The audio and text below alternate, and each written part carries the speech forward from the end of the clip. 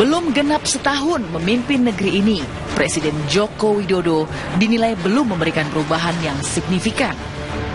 Beberapa sektor masih menunggu realisasi dari janji-janji Presiden semasa kampanye dahulu. Bahkan, pengamat politik Asia Tenggara dari Northwestern University, Profesor Jeffrey Winters, mengatakan Presiden Joko Widodo adalah presiden terlemah semenjak era Presiden Abdurrahman Wahid. Seperti yang dikutip harian Wall Street Journal, Jeffrey menyebutkan Presiden Jokowi bak sedang ditinju oleh tokoh-tokoh partai politik yang berada di sekitarnya, yang bahkan tak peduli jika Presiden jatuh dari singgasananya. Berdasar analisa Jeffrey, kasus ini muncul karena Jokowi terlalu cepat naik tingkat. Dari wali kota kecil menjadi pemimpin negara sebesar Indonesia.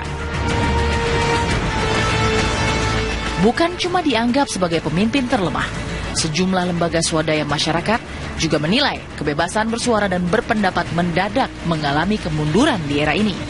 Hal ini bisa dilihat dari dengan mudahnya aparat menjadikan seseorang sebagai tersangka akibat dari pernyataan yang dikutip media massa. Kondisi ini dianggap sebuah kemunduran proses berdemokrasi yang sudah dirintis negeri ini sejak 17 tahun silam.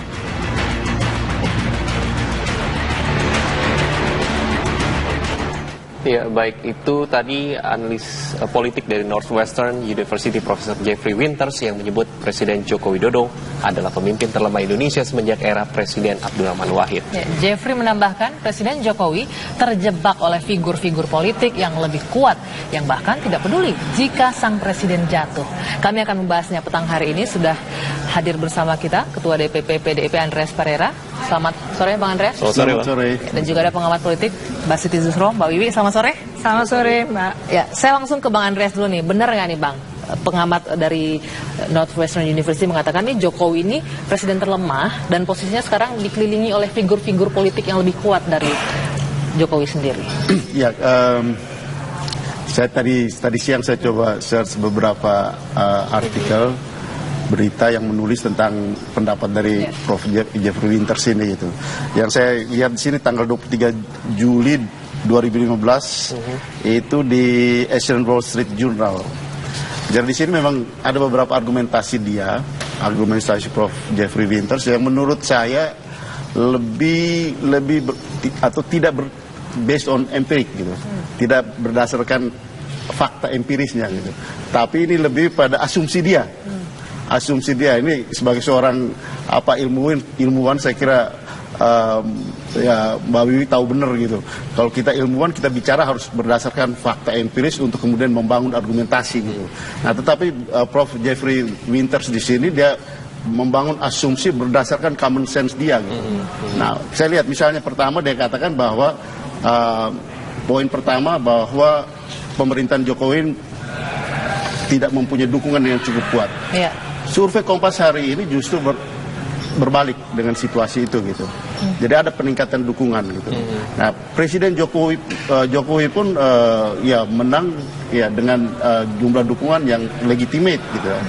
Legitimate tapi kita harus ingat tidak terlalu besar ya kemenangannya apapun, tapi itu legitimate gitu. Dan kemudian juga elektabilitasnya meningkat. Kemudian hal berikut yang menyangkut pola hubungan di pemerintahan. Nah, saya lihat misalnya di DPR, di DPR pola hubungan yang dibangun lebih bersifat kasus-kasus yang dibahas di DPR gitu.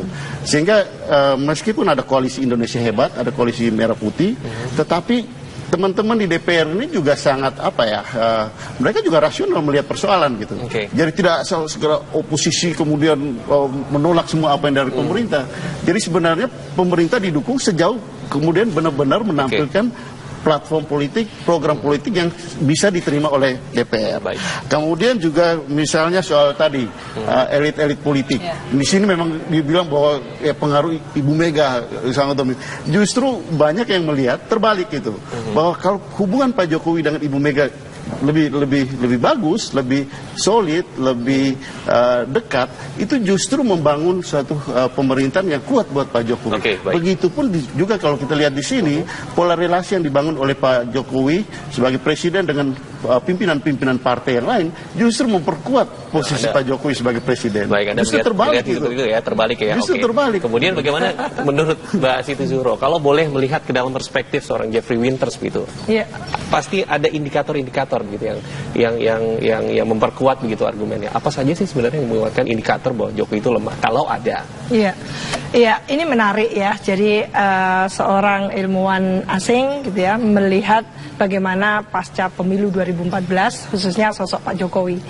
Memang tentunya kalau dibandingkan dengan pemilihan presiden di Amerika gitu, itu menunjukkan bahwa setiap presiden yang terpilih itu tuntutan dari masyarakat itu sangat besar. Oleh karena itu memang akan ada fluktuasi legitimasi atau fluktuasi dukungan kalau di luar negeri, dan di situ Obama yang lalu kan sempat merosot, lalu dia berusaha sekuat tenaga untuk catch up gitu agar ada dukungan tambahan gitu, dan itu terjadi. Jadi tergantung kebijakan. Dalam konteks Indonesia, Pak Jokowi khususnya, apa yang dilihat oleh Jeffrey bisa jadi adalah 100 hari pertama.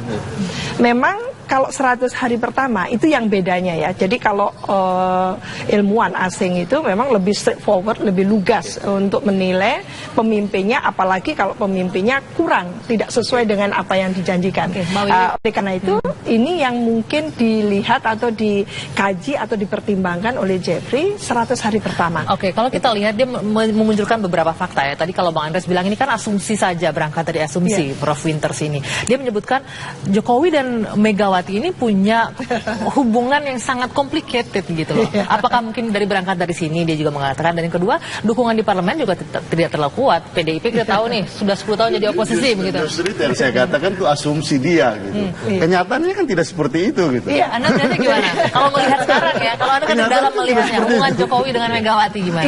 Jadi kalau dukungan politik kan masih tidak ada yang partai-partai keluar dari KIH ya. Mungkin dalam konteks itu. Tapi yang dimaksud Jeffrey bisa jadi komunikasi politik ini terkesan kayak breakdown gitu, terkesan kayak tarik-menarik kalau mengambil kasus mungkin waktu PDI Perjuangan Kongres. Itu contoh gitu ya. Di mana posisinya Pak Jokowi sebagai presiden? Kok dia lebih ke sebagai kader yang memang ditempatkan ya kader saja, tidak ada embel-embel RI 1 gitu ya. Mungkin itu agak aneh, awkward ya istilahnya untuk orang asing. Di Amerika juga presiden Amerika tidak selalu menjadi ketua partai gitu. Bukan, waktu ada kehadiran yang bersangkutan lebih pada kader, bukan masalah rangkap jabatan. Tidak, saya termasuk yang setuju untuk tidak rangkap jabatan. Tapi ketika Pak Jokowi hadir sebagai RI 1 gitu ya, itu kemana kok nggak ada?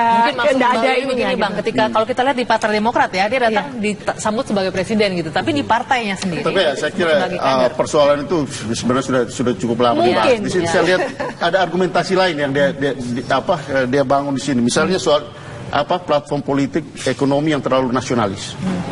Menurut saya tidak benar juga gitu, karena dan itu mengganggu para investor. Investor masuk katanya agak sulit untuk masuk ke Indonesia. Investor itu justru yang diharapkan itu adalah kepastian hukum. Dan sini sebenarnya Pak Jokowi menjawab persoalan itu gitu. Yaitu bahwa kita sedang membangun suatu sistem hukum yang lebih menjamin para investor untuk masuk ke Indonesia. Jadi bukan soal ekonomi yang nasionalis gitu.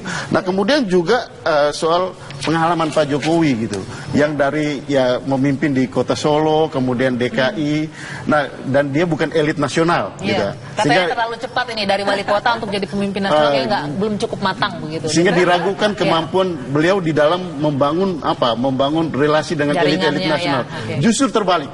Justru tidak based on empiris gitu, tidak berdasarkan fakta empirik. Kenapa? Karena kita lihat justru begitu cepat Pak Jokowi menyesuaikan diri dan piawai dalam membangun relasi dengan elit-elit nasional gitu. Anda melihat seperti itu nggak, Mbak Wiwi? Ketika yang Jokowi dinyatakan terlalu muda gitu dari wali kota untuk menjadi seorang presiden? Argumentasi saya udah basi ya. Jadi itu sudah saya lontarkan waktu selama menjelang kampanye. Jadi begitu Pak Jokowi menjelang mau diusung istilahnya itu, saya sudah berikan warning ya, peringatan bahwa pemilu 2014 itu bukan untuk Pak Jokowi. Nah, saya kena marah banyak kan gitu.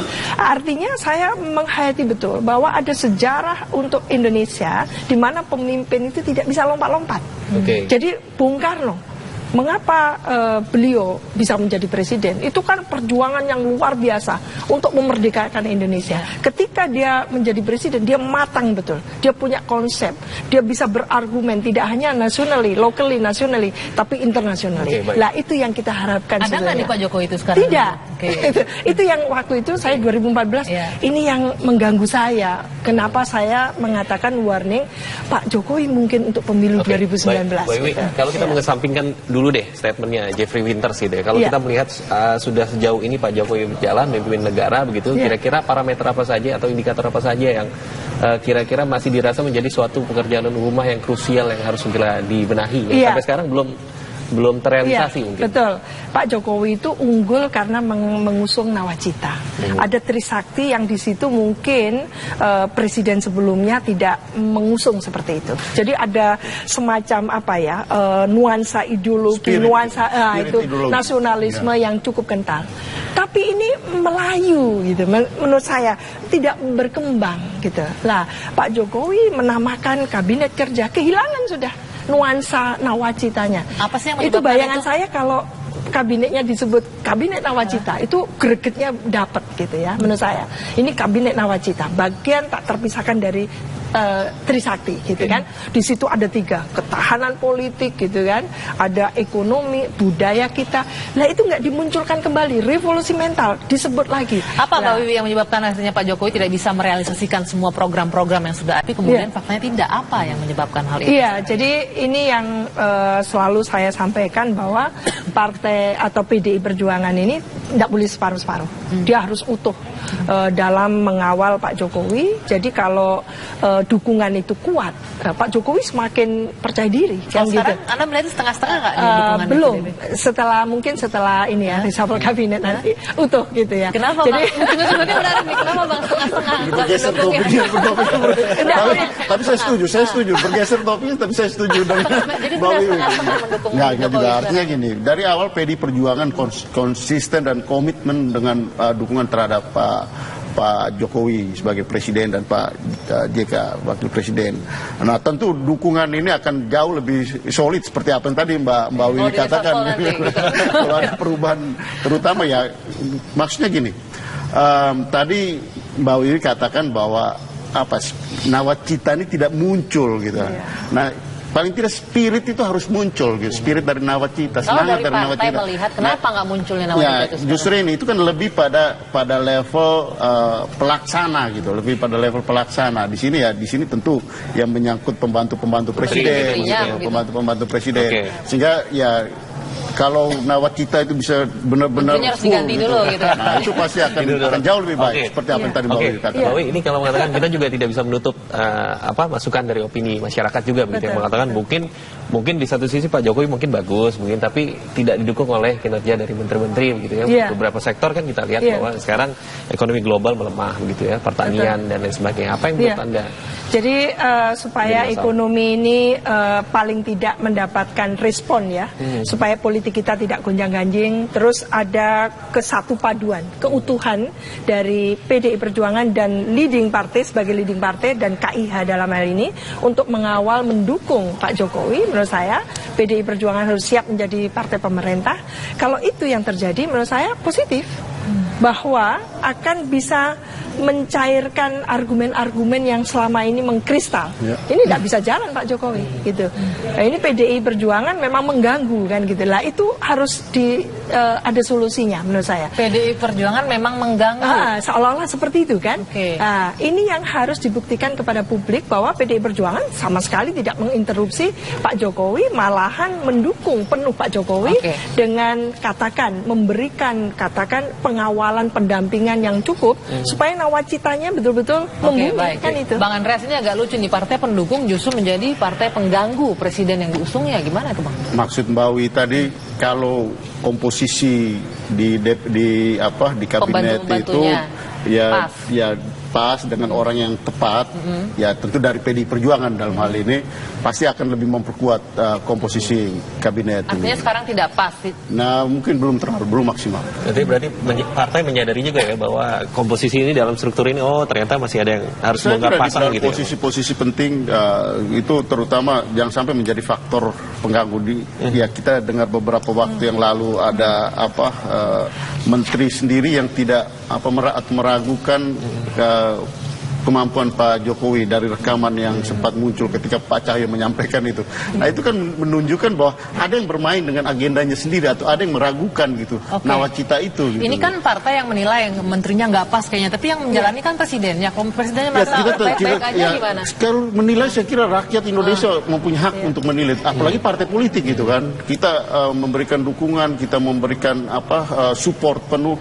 Ya tentu di situ juga kita akan melakukan evaluasi secara bersama bahwa mungkin begini ya, argumentasinya adalah memang jamak, menurut saya hal yang normal gitu ya. Kalau Pak Jokowi masih konsisten didukung oleh PDI Perjuangan, ini mau tidak mau ya, realitas politik seperti itu. Dukungan tadi itu ya memang tidak lalu ignorant ya terhadap kepentingan PDI Perjuangan. Silakan letakkan, kalau memang trisakti 3 hal gitu ya, politik, ekonomi, budaya gitu ya, ya diletakkan. Memang kalau ada profesional dari PDI Perjuangan yang mampu menggait itu semuanya, kasih gitu, sehingga kokoh.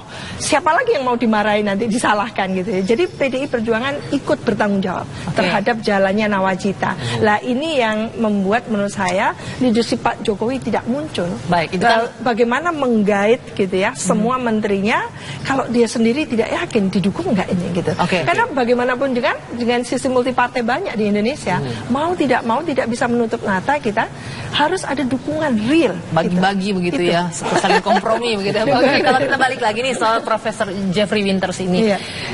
Kalau kita lihat historikalnya, dia ini kan mengamati Indonesia dari zaman Orde Baru, sudah mengamati Indonesia, bahkan pasca Orde Baru juga sempat sangat dekat juga dengan Ibu Mega ya, reformasi. Nah, kalau melihat out of the blue tiba-tiba dia muncul nih mengatakan Presiden Jokowi presiden terlemah, apa kira-kira sih di belakang ini? Kenapa muncul pemikiran? Tentu itu menghendakkan ya untuk dunia akademis ya.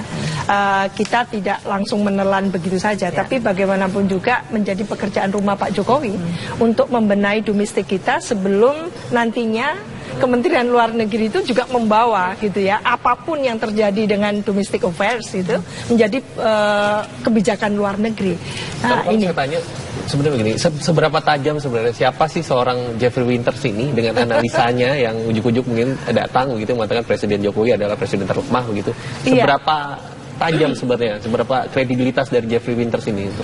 Iya, kita pertanyakan apakah dia berbicara sebagai akademisi, ataukah dia berbicara atas nama warga negara dan punya kepentingan sebagai warga negara, gitu ya? Saya kira dalam poin-poin tersebut. Dalam sejarah politik Indonesia itu ada jas merah, ada sejarah politik yang menunjukkan bahwa politik luar negeri kita itu sempat juga pernah poros Jakarta Peking gitu ya, dan itu end up di era Orde Baru kan, sehingga porosnya tidak Jakarta Peking lagi dan sebagainya. Lah tentunya gitu dalam konteks negara bangsa, Indonesia ini kan bukan negara kecil, negara yang besar arsipelago dengan penduduk yang luar biasa, masyarakatnya yang dinamis dan sebagainya, yang perspektif sekali negara ini. Lah dalam konteks itu kelihatannya gitu ya, Indonesia dibawa Pak Jokowi mau dibawa ke politik luar negerinya ke diarahkan Cina, gitu ya, dibawa ke sana, dan kerjasama sudah kelihatan. Ini baru awal. Indonesia gitu. Dibawa Pak Jokowi diarahkan politiknya ke Cina. Jadi, kemudian siapa yang bereaksi ke ini Profesor asal Amerika Serikat ya. Kita tidak menggiring apa-apa, tapi Anda bisa melihatnya seperti apa? Dari politik luar negeri Indonesia itu berdasarkan politik luar negeri yang bebas aktif itu pasti gitu. Dan kita bisa berhubungan dengan siapa saja atas nama kepentingan nasional yang harus kita jaga. Itu poin utama dari politik luar negeri Indonesia. Nah, apa yang tadi dimaksudkan oleh Mbak Wi tadi dengan pendapat dari Pak Jeffrey Winters ini yang tiba-tiba aja muncul dan seolah-olah menjadi opini yang luar biasa sehingga TV One harus mengangkat ini gitu. Kalau saya lihat Newsmaker, kalau saya lihat pertama ya kontennya. Newsmaker karena dia menyebut presiden kita presiden terlemah, makanya kita angkat itu. Betul, presiden terlemah dibandingkan dengan presiden sebelumnya. Nah, kalau saya lihat konten daripada argumentasi dia mengatakan presiden terlemah, ini tidak akademis.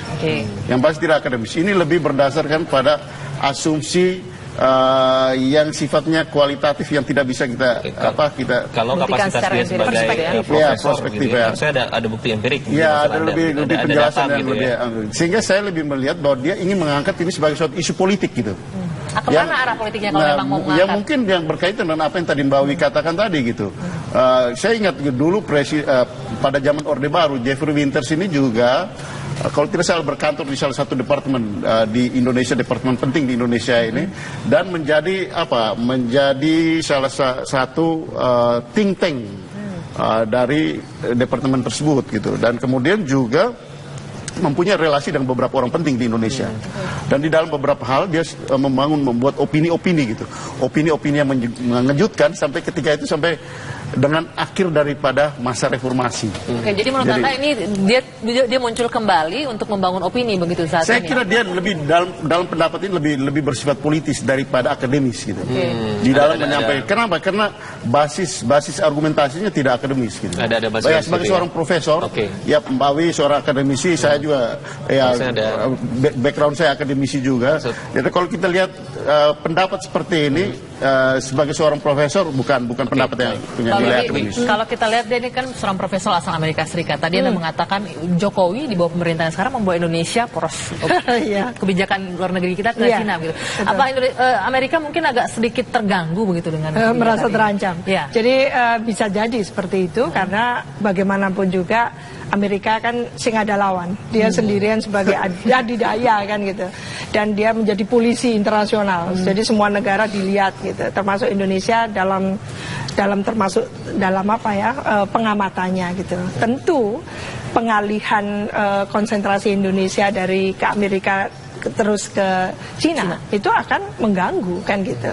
Ini kepentingan dan itu menurut saya nggak perlu kita istilahnya heran gitu ya, biasa saja. Jadi yang penting untuk kita katakan ambil pelajaran dari apa yang disampaikan oleh Jeffrey itu, kalau ini bukan hasil penelitian dan sebagainya, sekedar political perspektif gitu ya, atau political analis ala Jeffrey, ya menurut saya silahkan saja. Tapi pekerjaan rumah bagi Pak Jokowi adalah menunjukkan bahwa dia punya strong leadership untuk memimpin itu. Kalau begitu Mbak Wi, gini, secara garis besar bahwa terlepas dari kritisi yang disampaikan oleh Jeffrey Winters begitu dalam bentuk kritikan gitu ya, yang tadi dikatakan walaupun tidak ada asumsi dasar yang kuat gitu, apakah bisa dikatakan bahwa ini merupakan intervensi terhadap Presiden Jokowi yang entah tidak tahu dari luar begitu asalnya, dan bagaimana Presiden Jokowi sebenarnya harus bersikap soal ini? Menurut saya tidak juga ya.